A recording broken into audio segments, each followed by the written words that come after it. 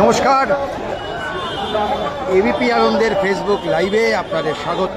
আজকে বিএলও অধিকার রক্ষা কমিটির পক্ষ থেকে নির্বাচন কমিশনের সামনে বিক্ষোভ দেখানো হয় এবং সেই বিক্ষোভ এখনো পর্যন্ত চলছে। মূলত বিএলওদের ওপরে যে ভয়ঙ্কর প্রেশার, নির্বাচন কমিশনের কাজ করতে গিয়ে বিএলওরা যেভাবে বারবার সমস্যার মধ্যে পড়ছেন, তার প্রতিবাদেই আজকে এই বিক্ষোভ কর্মসূচি।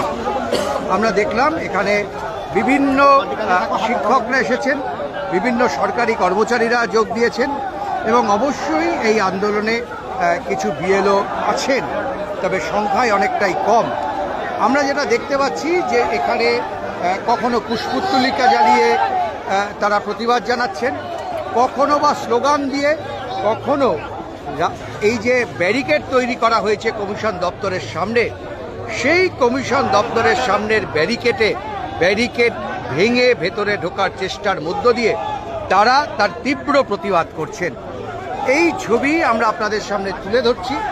যদিও অনেকক্ষণ ধরেই এই আন্দোলন চলছে এবং কলেজ স্ট্রিট থেকে শুরু হয়েছিল আজকের এই মিছিল।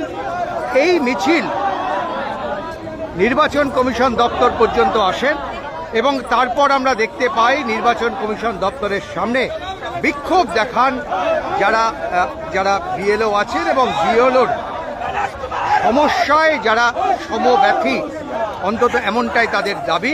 তারাও কিন্তু এখানে দাঁড়িয়ে তারা বিক্ষোভ দেখাচ্ছেন, দেখতে পাচ্ছেন তারা রীতিমতো উত্তেজিত। আপনি কোথা থেকে এসেছেন ম্যাডাম? ম্যাডাম আপনি? আমি সাউথ কলকাতা। আচ্ছা, আপনি কি বিএলও ম্যাডাম? না, আমি বিএলও নই। হ্যাঁ, আমার স্কুল এবং তার পাশাপাশি সমস্ত স্কুলে সব বিএলও ডিউটিতে নেওয়া হয়েছে এবং তাদের এই অমানসিক, তাদের উপর যে স্কুল করার পাশাপাশি তাদের উপর যে অমানসিক যে অত্যাচার চলছে আর কি কাজের নাম করে, সেই এই অল্প সময়ের মধ্যে তাদের সমস্ত কাজটা তুলে দিতে এবং তারা সম্পূর্ণভাবে যে ডেটা এন্ট্রি যে করার তারা দক্ষ নয়, কম্পিউটার চালানো নয় তারা দক্ষ নয়, কিন্তু তাও তাদের কাজটা করে দিতে হচ্ছে।